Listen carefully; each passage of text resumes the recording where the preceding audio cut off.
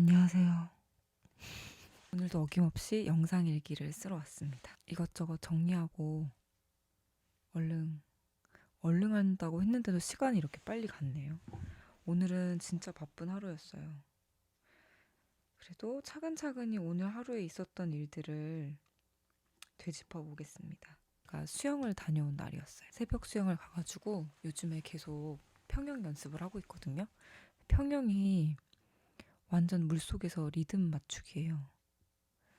이렇게 손동작을 연이어서 하면서 물속 아래로 이렇게 내려가지고 몸을 쭉 뻗죠. 그렇게 해서 앞으로 나아가고 손을 하나 둘 셋 하나 둘 셋 이렇게 탁 들어가면서 머리로 이제 물을 이렇게 탁 탄다 그러죠. 물을 딱 타면서 들어가가지고는 허리를 딱 꺾으면서 동시에 발차기를 촥 하면서 앞으로 나아가는 그런 물의 감각을 느끼라고 선생님이 계속 해주고 있는데 저는 아직 이렇게 꼬이기도 하고 어렵긴 하더라고요. 그래도 이번 달 처음 시작했을 때보다는 훨씬 부드럽게 가고 있긴 합니다. 날씨가 많이 안 춥더라고요. 그래서 오늘은 좀 아침에 뛰었습니다. 수영하고 나서 나와가지고 한 2km 정도 뛰었어요. 그 수영장 앞에 나오면 작은 트랙이 있거든요. 거기 트랙이 한 200m 남짓 되는데 거기를 한 10바퀴 뛰는 거죠. 처음엔 진짜 두세 바퀴 뛰는 것도 너무 힘들었는데 수영하고 나오면서 조금씩 늘렸어요. 두 바퀴 뛰고 들어가고 세 바퀴 뛰고 들어가고 그렇게 거의 수영하는 내내 한 5개월 정도를 그렇게 하니까 체력이 이렇게 올라가는 게 느껴지더라고요. 그러면서 주말이나 또 시간 나는 날은 가을에 날씨 한창 좋았으니까 멀리 뛰러 다녀오기도 하고 이러면서 체력을 늘리다가 딱 제가 마지막 뛴 날짜가 보니까 1월 28일이더라고요. 1월 28일 이후로 오늘이 거의 처음 뛰는 날이었습니다. 근데 그 사이에 운동을 제가 안 한 게 아니어가지고 다행히 몸이 좀 가볍게 느껴지더라고요. 그래서 2km를 뛰고 딱 거기서 보이는 하늘 풍경을 이렇게 바라보는 걸 되게 좋아하거든요. 날이 선명하면 하늘이 서서히 물들면서 이제 밝아져요. 그러면 뛰기 전에 몸 풀면서 그 광경을 좀 바라보기도 하고 뛰면서 그렇게 하늘 보면서 뛰기도 하고 저는 그 트랙이 참 좋더라고요. 그래서 예전에는 음악 들으면서도 많이 뛰었는데 최근에는 음악 없이 뛰는 거 참 좋아가지고 그렇게 많이 뛰었습니다. 한겨울에는 한 7시 20분 정도 되면 거기가 뒷산이에요. 뒷산에서 막 까치떼 우는 소리가 막 나더니 딱 그 시간이 되면 까치떼들이 진짜 하늘을 가득 메우면서 날아가거든요. 그거를 보는 또 나름의 묘미도 있었습니다. 네. 또 오늘은 안 날아가더라고요. 그래서 약간 얘네들도 계절 따라 그 주기가 좀 바뀌나? 이제 겨울의 첫 관찰이었기 때문에 봄, 여름, 가을 이때 그 같은 시간마다 어떤 변화가 있는지 그런 거 관찰해 놓고 기록하는 것도 되게 의미 있을 것 같다는 생각이 들더라고요. 네, 그렇게 하고는 집에 오면 8시가 채 되지 않아요. 그러면 저의 원래 그 루틴이 야채나 과일 준비해 놓은 거 그거 갈아서 마시는 거거든요. 그게 저의 아침이에요. 오늘은 당근, 브로콜리, 사과 반쪽, 거기에 두유 한 팩, 그리고 물 조금 넣고요. 그리고 거기에다가 슬라이스 된 아몬드 있죠. 그거를 이번에 좀 사왔어가지고 그거를 좀 털어 넣습니다. 그러면은 약간 좀 걸쭉해지면서 고소하고 사과가 엄청 달았나 봐요. 오늘 마시는데 되게 달고 맛있더라고요.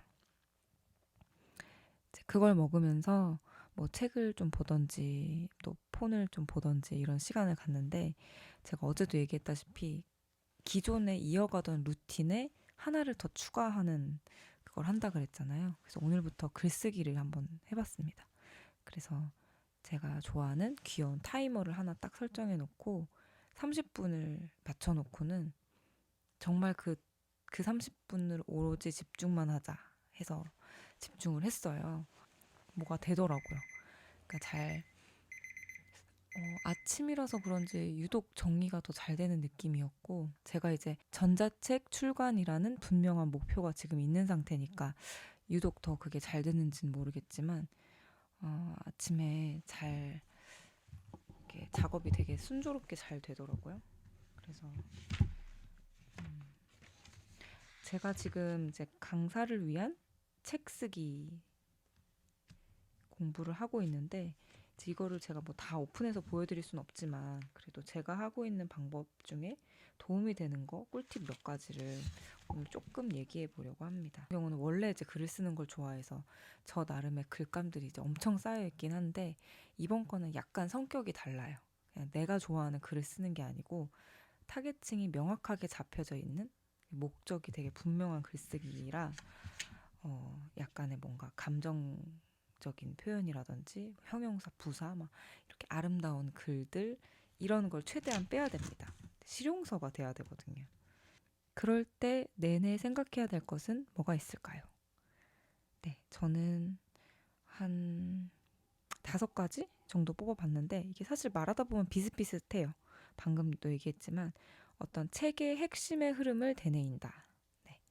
내 책을 통해서 핵심적으로 내가 말하고자 하는 거, 주제, 이거를 항상 생각하고 있는 게 중요하죠. 그리고 내 책을 관통하는 중심 키워드를 3개 정도를 뽑아보는 거죠. 너무 중구난방으로 뻗어가는 게 아니고 딱 정하는 거. 그리고 아까도 말했듯이 명확한 타겟층. 근데 이게 더 자세할수록 좋아요. 내 책의 독자는 누가 될 것인가. 그래서 뭐 그냥 뭉뚱거려서 2030, 3040 뭐 이런 게 아니고 강사를 위한 강사의 글쓰기 뭐 이런 것처럼 명확하게 정해두는 거죠. 뭐 저는 개인적으로 저와 관련돼서 얘기를 하자면, 이중 언어를 사용하는 초등학생을 대상으로 수업을 하는 강사나 뭐 교육 관계자들, 선생님들, 이런 이들이 타겟층이 되는 거죠. 혹은 베트남어를 구사할 수 있는데 이거를 가지고 어떻게 활용할지, 어떻게 강의를 해야 될지를 잘 모르는 구직자들, 현장의 경험을 원하는 다문화 지도사들, 뭐 이렇게 핵심적인 타겟층을 딱 정할 수 있었어요. 이제 그리고 나서 그들이 내 책을 읽었을 때 어떤 유익을 얻을 것인가, 그걸 또 계속 생각하는 거죠. 그래서 왜 하는 질문을 계속 던집니다. 저 스스로한테도. 이 내용이 정말 그들에게 도움이 될까? 내가 만약에 도움이 필요한 사람 입장에서 이 글을 봤을 때 바로 현장에서 쓸 수 있는가? 이거를 계속 질문하면서 만들어가고 있습니다. 확실히 이게 정해지니까 더 잘 써지는 것 같기도 하고요. 그 다음에 또 파악해야 될 게 경쟁 도서를 분석하는 일인데, 이래서 서점에 자주 가야 돼요. 서점에 가서 내가 쓰는 책의 분야 코너로 가가지고 끊임없이 책들을 살펴보는 거죠. 그러다 보면 저랑 비슷한 글들도 보게 되고 좋은 출판사들도 좀 추려지게 되고, 네. 그래서 뭐든 계속 해보고 찾아보고 하는 게 제일 중요한 것 같다는 생각을 해요. 저도 원래 쓰고 읽는 거 참 좋아했는데 서점 가는 것도 좋아하고 요 근래 부쩍 더 자주 다니는 것 같습니다. 아주 재밌어요. 저는 이 일을 재밌게 할 수 있다는 것 자체가 참 감사한 일인 것 같습니다. 이 과정들도 같이 이렇게 공유를 하고 오픈을 하면서 또 누군가가 도움을 받을 수 있다면 좋지 않을까 싶어서 또 이렇게 얘기를 또 잠깐 해봤네요. 네. 그렇게 하고 나서는 그리고 나서 오늘은 이제 계속 그렇게 수업 받는 날이었는데, 오늘은 또 저기 지하철을 타고 좀 이동을 해가지고 에세이 쓰기 수업도 다녔어요. 네, 이거는 저의 또 미래를 위한 준비이기도 한데, 저는 글을 쓰는 게 너무 좋거든요. 그리고 제 글이 잘 다듬어졌으면 좋겠고, 또 이 글이 나한테만 남아있는 게 아니라 누군가가 또 내 글을 읽었으면 좋겠고, 이런 바람이 있으니까 그게 꾸준히 글을 쓰는 원동력이 되는 것 같은데, 음, 지금 듣는 에세이 쓰기 수업도 너무 알차고 재밌어요. 그래서 이거는 제가 수업이 다 끝나고 나면 후기 형식으로 또 영상을 남길 계획이 있는데, 어, 영상에서 몇 번 언급했지만 한 가지 주제를 제가 정해서 이 수업이 끝났을 때 단편 에세이라도 나올 수 있게 연습하고 있습니다. 에세이의 구성 방식에 대해서 배우면서 공간을 사용해서 어떻게 그걸 풀어가느냐 뭐 이런 걸 했는데 어, 진짜 재밌었어요. 그래서 일단 뭐 연휴 동안 내가 가장 기억에 남는 장면, 내가 갔던 공간에 대한 묘사 막 이래가지고 저는 이제 항상 그 주제가 물이나 바다, 수영장 뭐 이렇게 지금 하고 있거든요. 떠올리는 것만으로도 참 좋더라고요. 그러니까 글이 너무 잘 써지는 그런 시간이었습니다. 그리고 그 글쓰기 수업의 또 좋은 점은 나만 얘기하는 게 아니고 상대 얘기도 듣잖아요. 그 작가분의 소소한 이야기나 일상, 거기서 글감을 어떻게 끌어내는지 이런 거 들어서 너무 좋고 여러 사람들의 관점도 보게 돼가지고 너무너무 저는 흥미로웠어요. 그래서 이런 게 있으면 좀 다양하게 여러 군데 다니면서 들어보고 싶다. 그런 생각을 했습니다. 그리고 지금 배우고 있는 강사분, 그 작가분이 아무래도 저랑 비슷한 세대인 것 같거든요. 그래서 그런지 이렇게 비슷한 시기를 지나면서 하는 어떤 공통적인 그 생각의 흐름들이 비슷해요.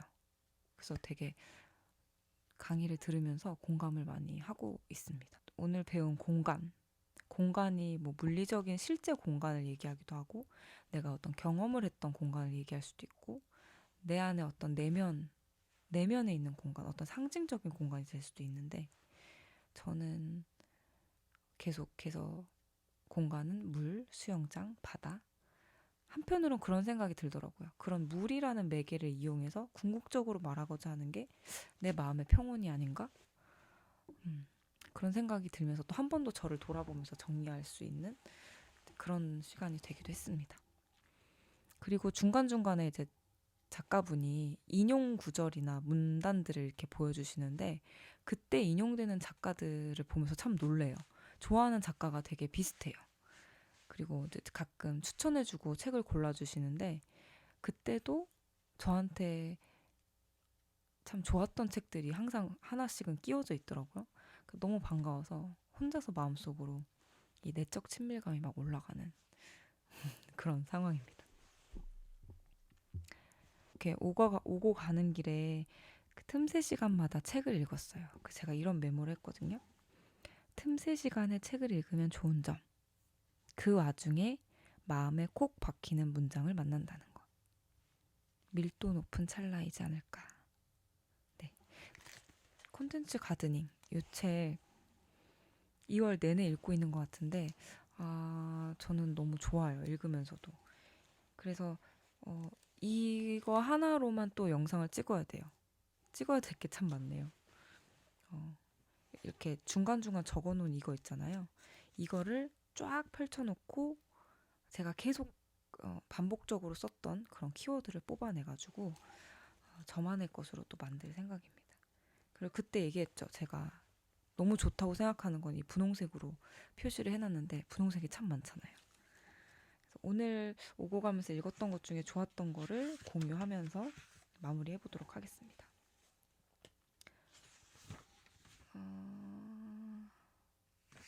지금 나의 행보에 그게 맞아, 잘하고 있어 라는 힘을 실어주는 부분을 읽었다.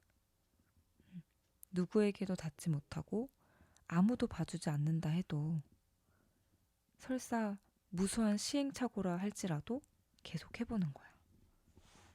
기르는 힘, 콘텐츠를 기르는 능력 이렇게 적어놨는데 어느 부분을 봤냐면요. 143페이지에 이런 내용이 있었습니다. 누군가 책을 쓴다면 그가 단어와 문장만 골라내는 것은 아니다. 한 문장씩 써내려가다 보면 내 문장이 도대체 어디에서 나오는지 스스로 묻게 되며 그것은 자신의 삶의 한 조각으로부터 왔음을 깨닫는다. 내 삶에서 최선의 것을 골라내야 하는 것이다.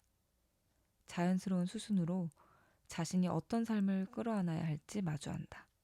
그 질문을 피하기가 어렵다. 참 이 내용 좋더라고요. 그러니까 결국 내가 쓰는 모든 문장들이 결국 나로부터 나오는 거고 나의 경험이나 나의 삶에서 어떤 조각이 나오는 거잖아요. 그걸 알고 나서부터 내 삶에서 계속 최선의 것만 골라내는 게 그게 맞는 건가 하는 생각도 좀 들더라고요.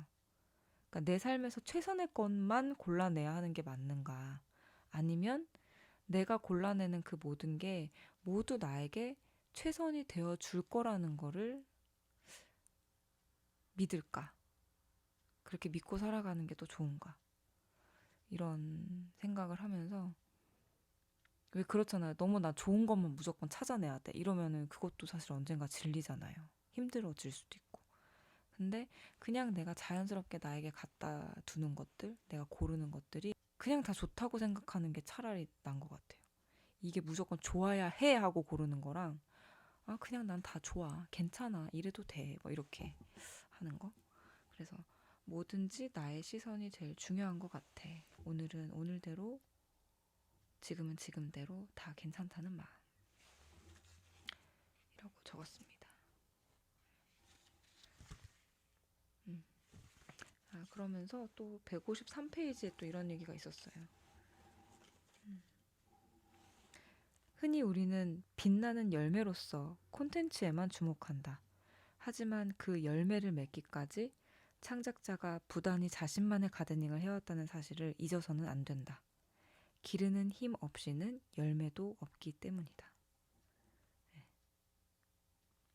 이러면서 이제 여기에 뭐 유명한 가수가 20분 만에 곡을 쓸 수 있을 때까지 15년이 걸렸다. 뭐 이런 말도 있는데 최근에 저도 이제 인터넷에서 뭐 단지 몇 초에 그걸 보여주기 위해서 무수한 연습이 필요했다고 말했던 운동선수들 그런 생각도 나더라고요.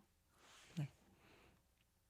그러니까 뭐 하나가 잘 되는 게 그 사람이 특출나게 엄청 잘하고 아이템이 엄청 좋아서가 아니고 그게 나오기까지에 걸렸던 무수한 시간과 노력들이 그렇게 하는 게 아닌가 하는 생각이 들었습니다. 그래서 지금 내가 하고 있는 이 모든 일들도 결코 쓸모없는 것들이 아니다. 열심히 해보자.